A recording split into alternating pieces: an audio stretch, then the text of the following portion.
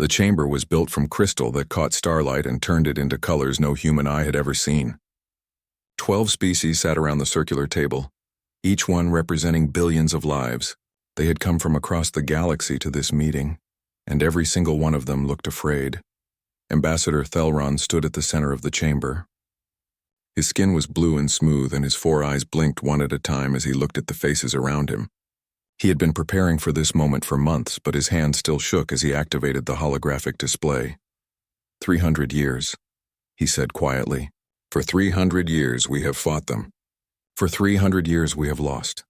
The hologram showed a map of the galaxy. Red dots spread across it like a disease, each one marking a world that had fallen to the devourers. There were thousands of red dots, maybe tens of thousands. Thelron had stopped counting after the first 100. The devourers take everything, he continued. They consume our cities. They feed on our people. They leave nothing behind but empty worlds and silence. One of the council members, a tall creature covered in silver fur, slammed his hand on the table. We know this already, Thelron. Why have you called us here? To remind us that we are losing? Thelron's eyes all focused on the silver-furred being. No, Commander Leora, I called you here to show you hope. The hologram changed. Now it showed a small blue planet orbiting a yellow star. The planet looked peaceful from space, covered in oceans and white clouds. It looked like the kind of world where nothing dangerous could possibly live. This is Earth, Thelron said. It is a death world. The council members shifted in their seats. Death worlds were rare and terrifying. They were planets where everything had evolved to survive in the harshest conditions. Most civilized species came from gentler places where life was easier and death came slowly. The dominant species calls themselves humans, Thelron explained. They have only just discovered faster-than-light travel. By our standards, they are primitives. They have no psionic abilities. They have no natural armor or weapons. They are fragile creatures who can be killed by a simple fall or a common disease. Then why are you wasting our time? Another council member asked. This one had scales that shimmered green and gold. We need warriors, not weaklings. Thelron touched the display again. The hologram changed to show images of Earth's history. The council members watched in silence as the images played out. They saw humans hunting animals 10 times their size. They saw humans surviving ice ages and volcanic eruptions. They saw humans building cities and then destroying them in wars that consumed millions of lives. Humans have survived 6 mass extinction events on their world, Thelron said. They evolved alongside predators that could kill them in seconds. They learned to use tools because their bodies were too weak to fight any other way. And when they had conquered every predator on their planet, they turned on each other. The hologram showed human wars. Swords and spears gave way to guns and bombs. The council members watched humans fight in trenches, in deserts, in jungles. They watched cities burn and mushroom clouds rise into the sky. They built weapons that could destroy their entire world, Thelron said softly, and they came within minutes of using them. Multiple times, the chamber was quiet now. The council members were no longer looking bored or angry. They were staring at the images with something that looked like fear. These are the creatures you want to bring into our coalition? Leora asked. They look like monsters. They are monsters, Thelron agreed. But they are monsters who win. He pulled up more data. Human military doctrine does not include concepts of honorable combat. They do not fight for glory. They fight to survive. Every human culture has independently developed the same basic understanding of warfare. Overwhelming force applied without mercy. They call it total war. One of the younger council members, a being made of crystalline structures that chimed when she moved, spoke up. But surely they have codes of conduct, rules of engagement, limits to what they will do? Thelron looked at her sadly. They have rules. But in their history, every time their survival was truly threatened, they abandoned those rules. They believe in something they call necessary evil, the idea that sometimes you must do terrible things to prevent even more terrible things. This is barbaric, the silver-furred Leora said, but her voice was quieter now. Less certain, yes, Thelron said, it is. But ask yourself this. In 300 years, with all our honor and all our codes of conduct, have we stopped the devourers? Have we saved even one world once the red dots appear? No one answered. They all knew the truth. The coalition had fought with honor for 3 centuries, and they had lost every major battle. Their greatest warriors, the proud Valorians who trained from birth, had been slaughtered. Their most brilliant strategists, the logical Nexari, had watched their perfect plans fail again and again. The Devourers did not care about honor. They did not respect courage. They simply consumed everything in their path. I am not suggesting we become like the humans, Thelron said. I am suggesting we let them do what they do best. We need time to evacuate our core worlds, time to build new defenses, time to find a real solution. The humans can buy us that time. By dying? Leora asked. By winning, Thelron corrected. Look at their history. They have never lost a war where their survival was at stake. Never. Because they are willing to do whatever it takes. And right now, that is exactly what we need. The debate lasted for hours. Some council members argued that bringing humans into the coalition would corrupt their values. Others argued that they had no choice. Some suggested that humans might be as dangerous as the Devourers. Others pointed out that at least humans could be reasoned with. Finally, the vote was called. It was not unanimous. It was not even close. But it passed. Thelron was authorized to contact Earth and request military assistance. The message was carefully written. It spoke of glory and honor.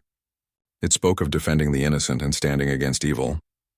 It spoke of brotherhood between species and the bonds forged in battle. The humans responded in less than 3 days.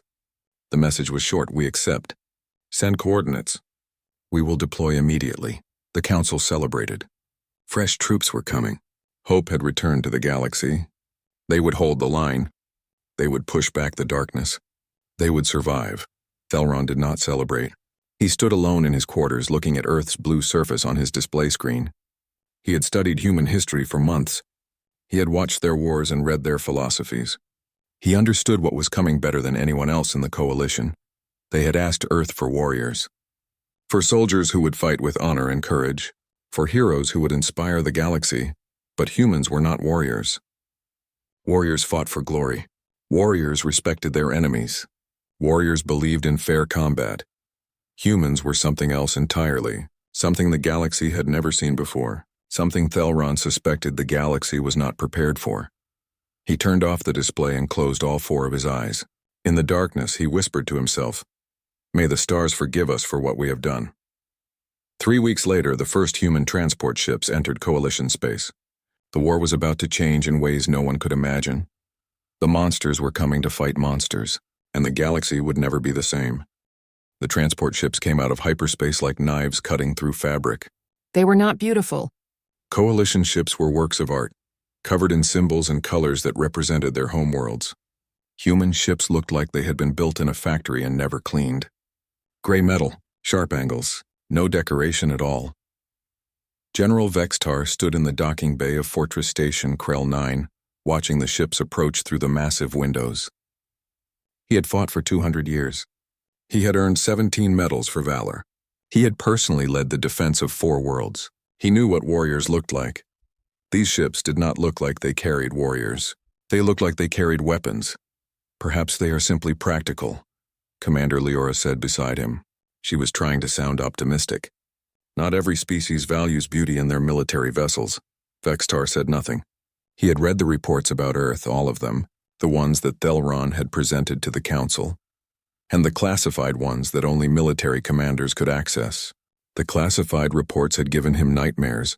The first transport ship docked with a heavy clang that echoed through the bay. No ceremony. No communication. Just a ship locking onto a station like a predator's jaw closing around prey. The airlock opened. Captain Dewan stepped through first. He was shorter than Vextar had expected. Humans were small compared to most coalition species, but the way he moved made Vextar's instincts scream warnings. Every step was calculated. Every glance was measuring. This was not a being who walked into a room. This was a being who assessed a room for threats and exits before his second foot crossed the threshold. Behind Dewan came his unit. 20 humans, each wearing armor that was matte black and covered in scratches and scorch marks. Their weapons were held loosely but never pointed at nothing. Even standing still, they looked ready to kill. Vextar stepped forward with his arms spread in the traditional coalition greeting. "Welcome, Captain Dewan. Welcome to Fortress Station Krell 9. We are honored to fight alongside." "Where are the targets?" Dewan interrupted. The words hung in the air like a slap. Vextar blinked all 3 of his eyes in surprise. Excuse me?" "The Devourers," Day One said. His voice was flat and emotionless. Where are they? What are their numbers? What are their capabilities? Where do you need us? Lyra stepped forward quickly. Captain, we appreciate your eagerness, but there are protocols. We must orient you to our facilities, introduce you to our command structure, brief you on our rules of engagement, and... A woman behind Day One moved forward. She was young, with sharp eyes that never stopped moving. Lieutenant Hana, she said, not bothering with formal introductions. She pulled out a small device and pointed it at the wall. Holographic displays erupted in the air, showing the station's layout. Your defense grid has 17 critical weaknesses, Hana said, pointing at different sections of the hologram. Your power distribution is inefficient. Your weapon placements create 3 blind spots that any competent enemy could exploit. Your escape pods are in the wrong sections. If you lose decks 5 through 7, you lose access to half of them. She looked at Vextar directly. Has anyone ever attacked this station? No, Vextar said stiffly. Krell 9 has stood for 80 years without... That explains why you are still alive, Hana said. She turned to Day One. Captain, I recommend we reposition our forces to cover the primary weakness here. She pointed at a section of the station.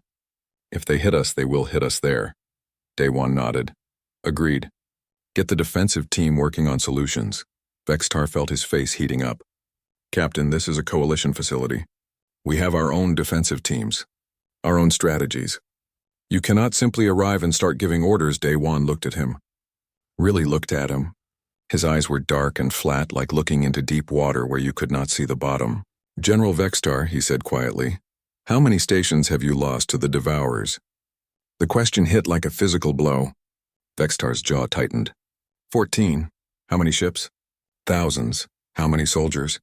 Vextar did not answer. The number was too large. Too painful. Day One nodded slowly. We have read your tactical reports. Every single battle follows the same pattern. The Devourers attack. You fight with honor. You lose. We are not here to fight with honor, General. We are here to win. Another human stepped forward. He was massive, with scars covering his face and arms. Sergeant Tae Yang, he said gruffly. He walked past Vextar without asking permission and went straight to the weapons locker on the wall. He opened it, looked inside, and snorted. This is inadequate, Tae Yang said. These weapons are designed for suppression, not elimination. Your ammunition is low yield. Your explosives are tagged with safety limiters. You are fighting with one hand tied behind your back.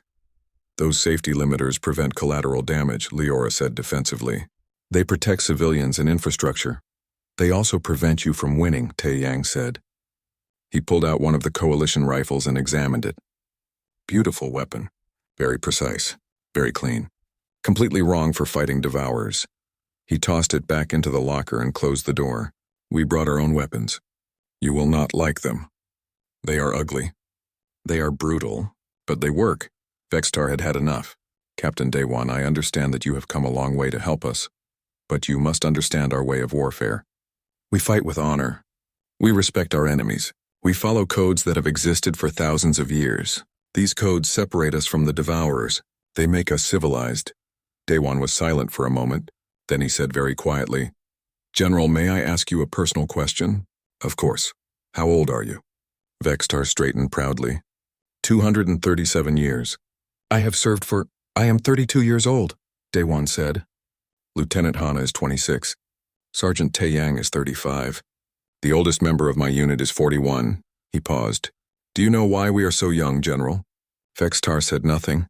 Because humans do not live very long, Day One continued. A human lifetime is perhaps 80 or 90 years if we are lucky. We do not have centuries to learn from our mistakes. We do not have the luxury of losing wars and trying again later. When humans fight, we fight as if every battle might be our last. Because for many of us it will be. He walked closer to Vextar, and despite being shorter, he somehow seemed larger. You fight with honor because you can afford to. You have long lives and many chances. Humans fight to survive because we have short lives and one chance. That is not barbarism, General. That is necessity. The docking bay was silent. Even the other coalition soldiers had stopped what they were doing to listen. Leora cleared her throat. Perhaps we should continue this discussion during the facility tour? The tour was uncomfortable. The humans asked strange questions. Disturbing questions. They wanted to know the quickest way to evacuate civilians. They wanted to know acceptable casualty percentages. They wanted to know if there were any restrictions on what weapons could be used inside the station. When Vextar mentioned that the Devourers sometimes followed warrior codes and occasionally offered mercy to defeated enemies, all the humans stopped walking. They looked at each other. Several of them made expressions that Vextar could not interpret. They offer mercy? Day One asked slowly. Sometimes, Vextar said. Not often. But there have been cases where Devourer commanders have allowed retreating forces to escape, where they have spared civilian populations. It suggests that they are not mindless monsters, that they can be reasoned with. Day One nodded slowly. And how many times has the Coalition tried to negotiate peace? Hundreds of times. How many times has it worked? Vextar hesitated. The negotiations are ongoing. That means 0, Hana said flatly. 0 times. 300 years of war and 0 successful negotiations. Diplomacy takes time, Leora protested. You do not have time, a new voice said. A young woman stepped forward from the back of the human group. She was small even by human standards, with quick movements and intelligent eyes. Specialist Yuna, information warfare. She pulled out her device and started typing. I have been accessing your military database since we docked. Not to steal secrets, to understand the enemy. She looked up at Vextar. The Devourers show mercy exactly 7.3% of the time. Do you know when? Vextar shook his head. When they are outnumbered and need time to regroup. When they are testing your responses. When they are setting up ambushes. Yuna's voice was cold. It is not mercy, General. It is tactics. They let you go so you will tell others that survival is possible. It makes coalition forces less willing to fight to the death. It makes you hesitate. That is a cynical interpretation, Lyra said. It is the correct interpretation, Yuna replied. I have analyzed 4,000 battle reports. The pattern is clear. Every act of mercy is followed by a trap. The Devourers are not honorable warriors. They are hunters. And you are prey. That night, Vextar could not sleep. He kept thinking about the humans, about their cold eyes and brutal questions, about the way they looked at the war not as a test of courage but as a problem to be solved. He went to the observation deck and found Day One standing there, looking out at the stars. Captain, Vextar said quietly. Day One did not turn around. General, may I ask you something? Yes. The alarms screamed through every corridor of Fortress Station Krell 9. Red lights flashed in patterns that made shadows dance across the walls. Vextar ran toward the command center, his heart pounding. He had heard these alarms before. Too many times before. The Devourers were coming. The command center was chaos when he arrived. Officers shouted reports. Holographic displays showed the Devourer fleet dropping out of hyperspace. 40 ships. Maybe 50. It was hard to count them all because they kept appearing, one after another like a nightmare that would not end. All ships to defensive positions. Vextar ordered. Follow Protocol 7, hail the enemy fleet. Offer terms. General, one of his officers said nervously. The humans are not following the protocol. Vextar looked at the tactical display. The coalition ships were forming up properly, creating a defensive wall between the station and the enemy. Beautiful formations that had been perfected over centuries. Each ship knew its place. Each captain knew their role. The human ships were not in formation. They were accelerating directly at the Devourer fleet. Get me Captain Day One, Vextar snapped. The communication channel opened. Day One's face appeared on the screen. Behind him, Vextar could see the interior of the human ship. It was dark and cramped. No decorations. No comfort. Just weapons and screens showing targeting data. Captain, what are you doing? Vextar demanded. You are supposed to hold position and... We are engaging the enemy, Day One said calmly. You cannot engage yet. We have not offered terms. We have not given them a chance to withdraw. Protocol demands... General, Day One interrupted. We did not come here to follow your protocols. We came here to win. Stay in your defensive positions if you want. We will handle this. The channel closed. Vextar watched in horror as the human ships dove into the Devourer formation. They were outnumbered at least 5-1. It was suicide. Glorious suicide, perhaps, but still suicide, except it was not. The human ships moved like nothing Vextar had ever seen. They did not fly in straight lines or predictable patterns. They spun and twisted, making it impossible for the Devourer weapons to track them. And when they fired, they did not aim for the enemy's weapon systems or engines like the Coalition did. They aimed for the crew sections, for the life support systems, for the reactors. They are targeting civilians, Leora gasped, standing beside Vextar. Those are not military targets. There are no civilians on a Devourer warship. Day One's voice came through the open channel, though Vextar had not called him. The human captain must have hacked into the station's communication system. Every Devourer is a combatant. Every ship is a weapon. We do not discriminate. One of the human ships took a direct hit. Its shields flared and died. Vextar expected it to retreat, to pull back and repair. Instead, it accelerated harder. It flew straight into a Devourer carrier and exploded. The carrier's entire forward section vaporized. Bodies and debris spun out into space. Corporal Minho's ship is destroyed, someone reported. Noted, Daewon said. His voice showed no emotion, redirecting his squadron to target the supply ships. He just died, Vextar said quietly. Your soldier just died and you do not care? I care, Daewon said. That is why I am making sure his death accomplishes something. His sacrifice destroyed a carrier that would have killed thousands. That is what matters, the battle continued. It was not warfare as the Coalition understood it. It was slaughter. The humans fought like machines with no hesitation and no mercy. When Devourer ships tried to retreat, the humans hunted them down. When Devourer commanders tried to hail the human ships to offer surrender, the humans ignored them. A Devourer boarding party managed to breach the station on Deck 12. Coalition troops rushed to defensive positions, setting up proper firing lines and preparing to hold the corridor. The humans did not set up firing lines. Lieutenant Hana's squad was closest to the breach, and they did something that made Vextar's blood freeze. They sealed the deck. What are you doing? Vextar shouted over the comm. We have 17 wounded Coalition soldiers on that deck. You cannot seal it. The wounded will slow down the Devourers, Hana replied calmly. They will waste time checking the bodies.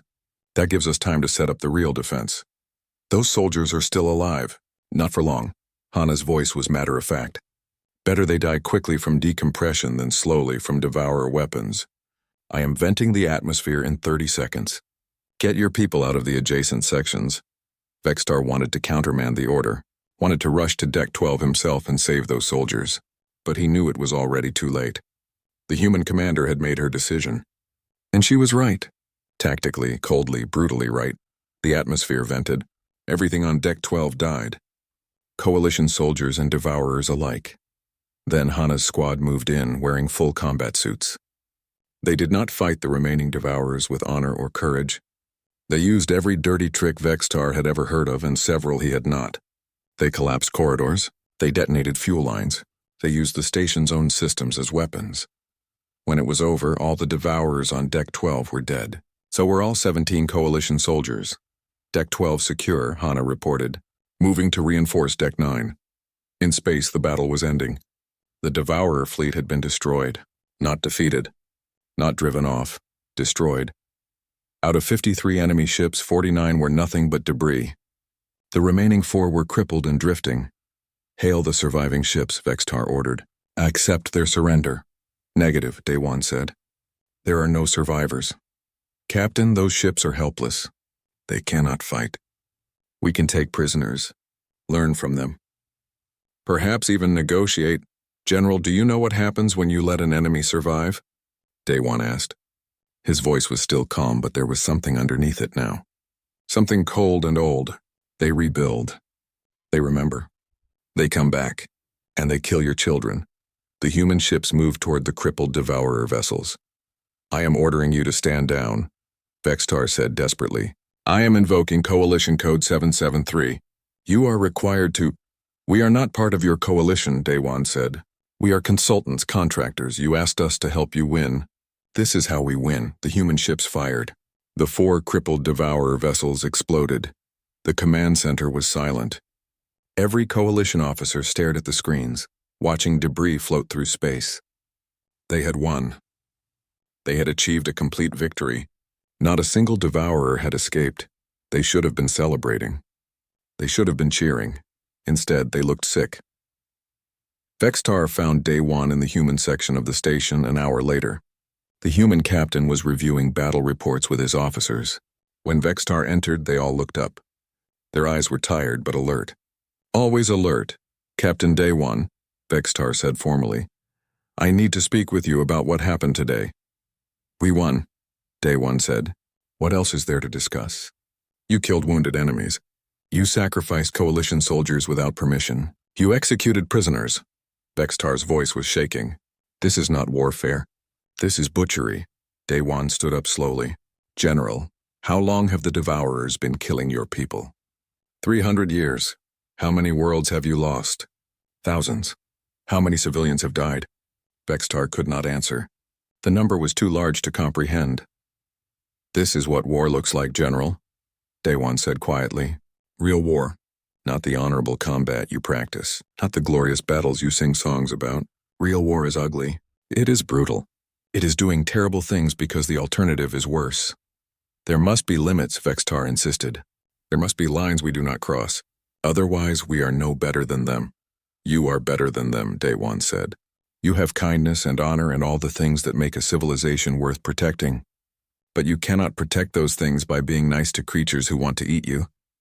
He walked closer to Vextar. "You asked Earth for warriors. Warriors fight with honor and courage. They follow rules. They respect their enemies. Warriors are wonderful in peacetime and useless in war." "Then what are you?" Vextar asked. Day One's eyes were very dark. "We are what you need. We are the ones who do the dirty work so you can keep your hands clean. We are the monsters you can blame when the nightmares come." He paused. "You asked for warriors, General. We sent executioners." Private Jiwoo appeared in the doorway. She was young, barely 20, with a bandage on her arm and blood on her armor. "Captain Medical says 17 of our people are wounded. 3 critical. Corporal Minho is dead. Send his belongings to his family," Day One said. "Put his name on the memorial wall. Make sure his death is recorded as honorable." "Yes, sir." Jiwoo saluted and left. Vextar watched her go. "Do you feel anything?" he asked. "When your people die?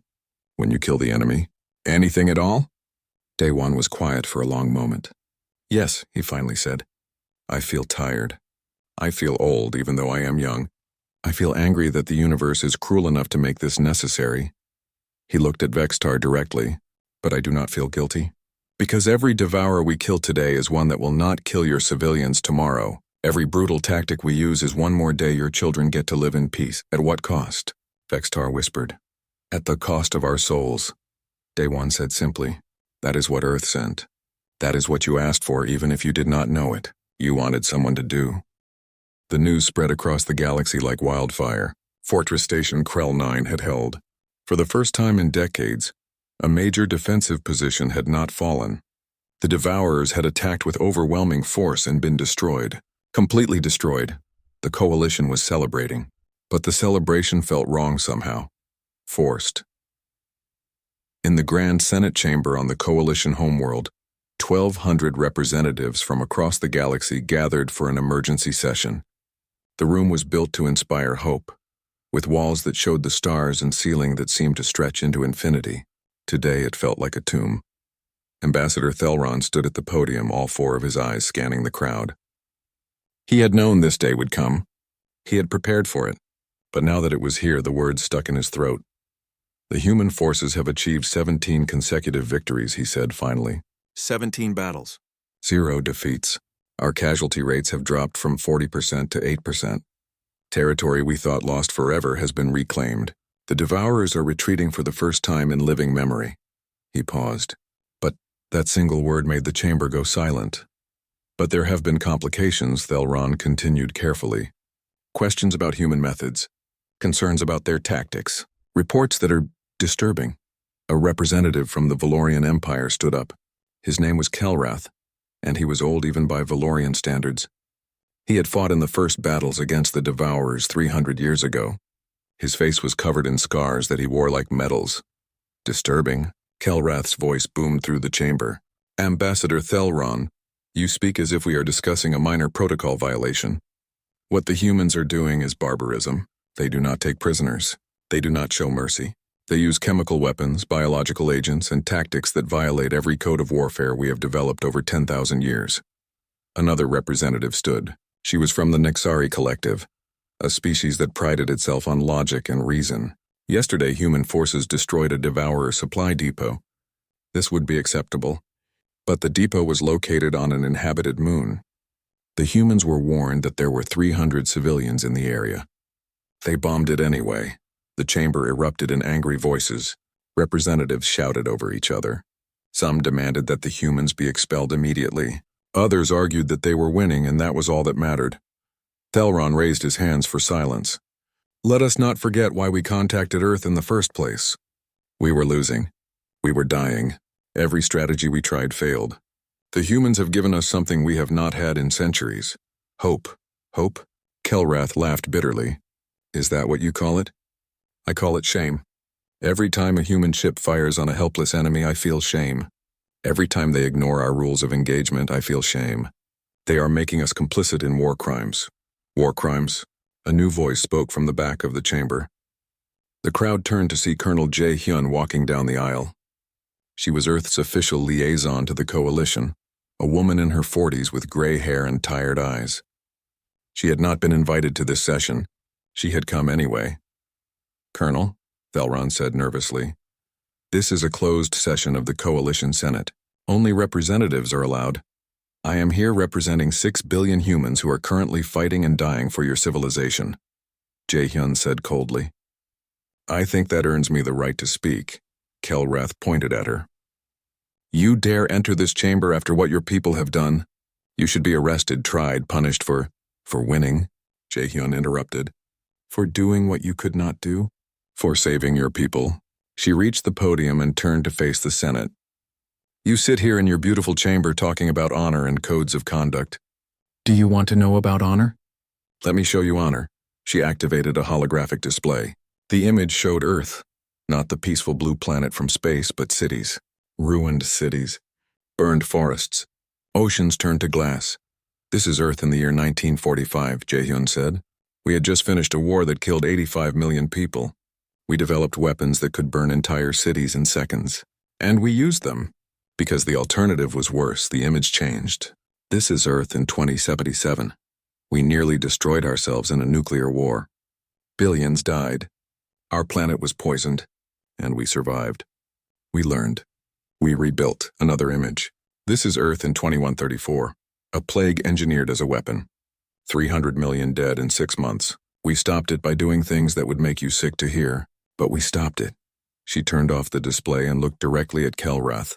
You want to lecture us about honor? About proper conduct? Humans have been fighting for survival since we climbed out of caves and realized that everything in the world wanted to eat us. We have died in every way possible. We have suffered through horrors you cannot imagine. And we have learned one truth that you refuse to accept. What truth? Kelrath demanded. That nice people do not survive, Jae-hyun said quietly. That honor is a luxury for species who are winning. That if you want to protect the innocent, someone has to be willing to do terrible things. Leora stood up from her seat. She looked older than she had a month ago. More tired. Colonel, I understand that Earth has a violent history. But surely you can see that what your forces are doing goes beyond necessity. They enjoy the killing. I have seen it in their eyes. No, Jae-hyun said.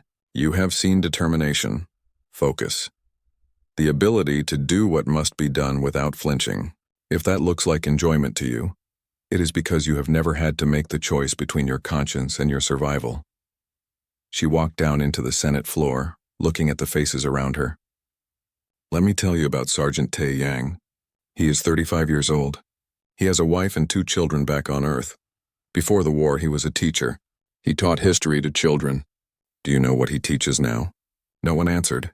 He teaches young soldiers how to kill efficiently, how to set traps, how to make enemies suffer before they die. He teaches these things because if he does not, those young soldiers will die, and their families will receive letters saying that their children died with honor, as if honor will fill the empty seat at the dinner table. The chamber was silent now. Jae-hyun's voice was getting louder. Lieutenant Hana was a doctor before the war. She saved lives. Now she calculates acceptable casualty rates. Private Ji-woo was an artist. She painted beautiful things. Now she paints her armor black so the blood does not show. These are not monsters. They are people who have been forced to become monsters because you needed them to be. We did not ask them to violate every principle of civilized warfare, Kelrath said, but his voice was quieter now. Yes, you did, Jaehyun said. Maybe not with words. But when you sent that message to Earth, when you asked for help, you were asking for someone to do what you could not. Someone to cross the lines you would not cross. Did you think we would fight with honor and win? In 300 years, your honor has won you nothing but funerals. She pulled up new data on the display. Before humans arrived, the Devourers destroyed an average of 3 worlds per month. How many worlds have they destroyed in the last 2 months? Thelron answered quietly. None. How many Coalition civilians have died? Fewer than at any time in the last century. How many Coalition soldiers have returned home to their families instead of dying in glorious last stands? Thelron did not answer. The number was too large. Too hopeful. Jaehyun turned back to the Senate. You are welcome to put my people on trial. You are welcome to call us war criminals and monsters. But first ask yourselves this question. How many of you are alive right now because a human was willing to do something terrible? A young representative from the crystal species stood up. Her name was Shara, and she was barely old enough to hold office. Colonel Jaehyun, I do not doubt that your methods are effective, but if we accept them, if we say that the ends justify the means, then what have we become? If we abandon our principles to survive, have we really survived at all? It was the question everyone had been thinking. Jaehyun looked at the young representative for a long moment. When she spoke, her voice was sad. That is a beautiful question, Representative Shara. It is the kind of question asked by people who have never watched their world burn. The kind of question that shows you still believe the universe cares about your principles. She walked closer to Shara. Here is my answer. Yes, you have survived. Your children will grow up. Your artists will create beauty. Your philosophers will debate ethics, all because someone was willing to dirty their hands so yours could stay clean. But at what cost? Shara asked. What does it cost your people to do these things? Jaehyun smiled, but there was no happiness in it. Everything. It costs us everything. Every soldier we send to fight your war goes home changed, broken. They will wake up screaming from nightmares. They will flinch at sudden noises. They will struggle to feel joy or love or any of the things that make life worth living. Some of them will drink themselves to death. Some will eat a bullet. Some will just go through the motions of living until they finally die inside. The chamber was completely silent now. That is the price Earth is paying, Jaehyun continued. We are sacrificing our humanity so you can keep yours. We are becoming the monsters so you do not have to, and when this war is over, you will send us away. The war had been going on for 6 months since the humans arrived. 6 months of victory after victory. The Devourers were retreating across every front. Worlds that had been lost for decades were being reclaimed. For the first time in 300 years, the Coalition was winning. But Captain Daewon did not feel like he was winning. He felt like he was drowning. He stood in the briefing room aboard the human flagship, looking at the holographic display that showed the galaxy. Most of it was blue now, marking Coalition territory. But there was still one red dot. One single point of light that represented the source of everything, the Devourer homeworld. We have known its location for 147 years, General Vexitar said. He had been working closely with the humans for months now. He no longer looked at them with horror. Now he just looked tired. We have never had the strength to attack it. And our laws forbid offensive genocide. Your laws, Lieutenant Hana said quietly. Not ours. The room went silent. Everyone knew what she meant. Everyone had known for weeks that this moment would come. Major Sungmin stood up. He was older than most of the human soldiers, nearly 40, with scars that told stories of a dozen wars. I have been running the calculations. If we hit the homeworld, we can end this permanently. The Devourers have no colony worlds, no outposts. Everything is centralized on one planet, one target. How many Devourers live there? Commander Leora asked. She had been attending human briefings more often lately, trying to understand how they thought, trying to find some way to make peace with what was happening. Approximately 4 billion, Sungmin said. Leora closed her eyes. 4 billion, civilians, children. The Devourers do not have civilians, Sergeant Taeyang said. Every member of their species is raised to fight. Their children are trained from birth. There is no distinction between soldier and citizen in their culture. They are still children, Leora said. So are the ones they eat, Tae-yang replied. Dae-won raised his hand for silence. Show them the plan. Sung-min activated a new display. It showed the Devourer homeworld in its star. We have developed a weapon. We call it the Sun Death device. It destabilizes the star's core, causing a cascade reaction. The star will expand, consuming the inner planets, including the homeworld. You want to destroy their sun? Vextar asked. His voice was very quiet. Yes, that is not warfare. That is extinction. Yes, Sung-min said again. Ambassador Thelron, who had been silent until now, spoke up. Captain Dae-won, surely there must be another way. We could blockade the planet. Demand surrender. Negotiate terms. We have been over this, Dae-won said. Every time we have captured Devourers, they have refused to negotiate. They do not surrender. They do not compromise. They fight until they die or until we die. Those are the only two options they understand. Then we make them understand other options, Thelron said desperately. We teach them. We show them that cooperation is possible. Specialist Yuna pulled up data on her screen. I have analyzed 300 years of coalition contact with the Devourers, 15,000 attempts at communication, 0 successful negotiations. They do not want peace, Ambassador. They want to consume. It is not a choice for them. It is their nature. Then we cage them, Leora said. We contain them. Build a fleet around their homeworld so massive they can never escape. But we do not commit genocide. For how long? Hana asked. A year? 10 years? A century? How long do you want to spend resources and lives maintaining a prison for a species that will never stop trying to escape? How many coalition soldiers will die maintaining that blockade? How many children will grow up without parents because you wanted to be merciful to creatures who do not understand mercy? The debate went on for hours. The coalition officers argued for containment, for negotiation, for any solution that did not involve extinction. The humans listened patiently and then explained again and again why those solutions would not work. Finally, Vextar stood up. I want to speak with Captain Dae-won, alone. The room emptied until only the two of them remained. Vextar walked to the window and looked out at the stars. I am 237 years old, he said. I have fought for most of those years. I have seen things that would break younger minds, and I have always believed that there were lines we should not cross, that some things were too terrible to be justified. He turned to look at Dae-won. Am I wrong? Dae-won was silent for a long moment. No, he said finally. You are not wrong. There are lines. There are things too terrible to be justified. Then why? Because sometimes you have to choose between terrible and worse, Dae-won said. Yes, killing 4 billion Devourers is terrible.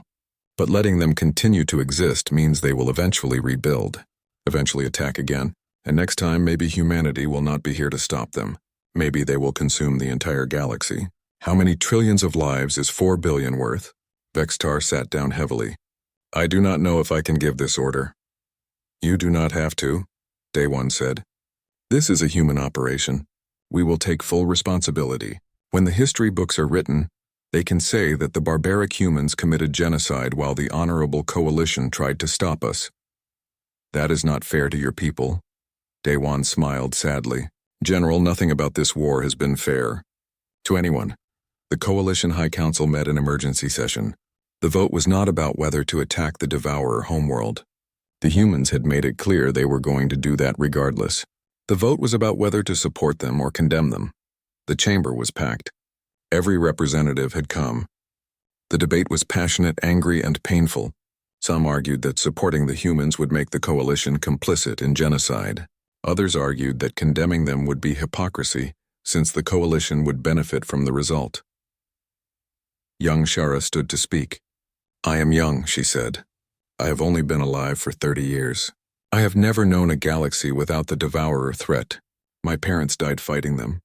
My siblings died fleeing them.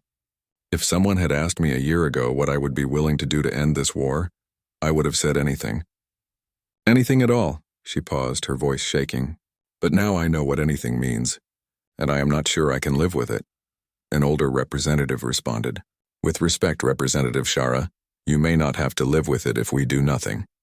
The humans are offering us a galaxy without Devourers. A galaxy where our children can grow up safe. How many generations have dreamed of this?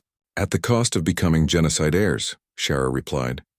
At the cost of letting someone else become genocide heirs, the older representative corrected.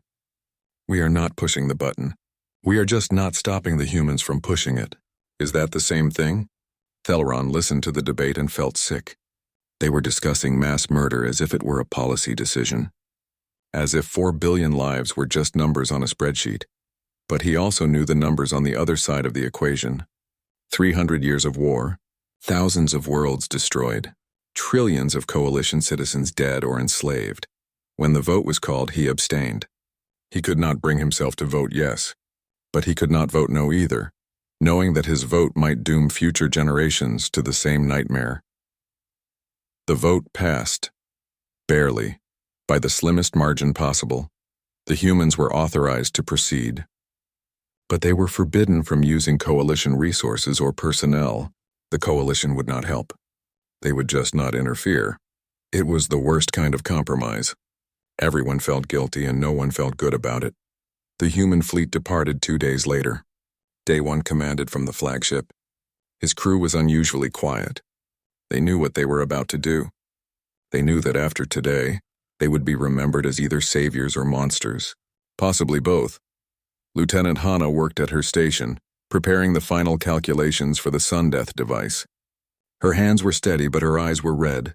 She had not slept in 2 days. Lieutenant, Day 1 said quietly. If you want to request reassignment, no, sir, Hana interrupted. If we are going to do this, we do it together, all of us. We share the guilt. The fleet reached the Devourer homeworld 3 weeks later. The orbital defenses were heavy, but not heavy enough. Sungmin's strike team fought through them with brutal efficiency. They had become very good at killing over the past 6 months. As the final defense platform fell, Day 1 received a transmission. A Devourer elder speaking through a translator offering terms. Surrender. Peace. Negotiation. Day 1 looked at the translation on his screen. Part of him wanted to believe it. Wanted to think that maybe finally the Devourers had learned. That genocide was not necessary. But Specialist Yuna pulled up the data. Every time the Devourers had offered peace, it had been a trap. Every single time, Day 1 made his decision. Activate the sun death device, he ordered. Sir, Yuna said quietly, there is still time to reconsider. I know, Day 1 said. Activate the device, the weapon deployed. Deep in the star's core, reactions began to cascade. It would take hours for the star to destabilize. Hours for the Devourers to realize what was happening. Hours for them to try to evacuate, knowing they would not have time. Day 1 sat in his command chair and watched the countdown. He did not look away. He did not pray or meditate or try to find peace with what he had done. He just watched and waited. When the star began to expand, consuming the inner planets one by one,